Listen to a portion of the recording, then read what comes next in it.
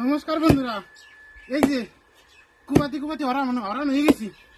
খেজুর গাছের মাটি খাবার আছি সকালবেলা। খুব খাটনি।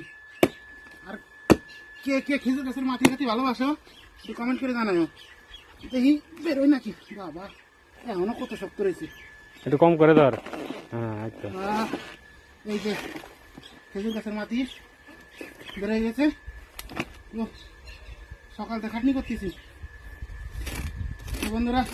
দেখো এর ভিতরে নরম একটা শ্বাস আছে, এই যে বেরিয়ে গেছে। সেই টেস্ট লাগবে আমার তো মনে হচ্ছে। দেখি তো কেমন লাগে খাইতে।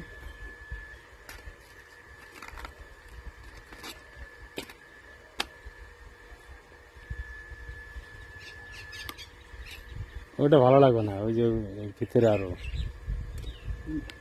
ভালো মিষ্টি।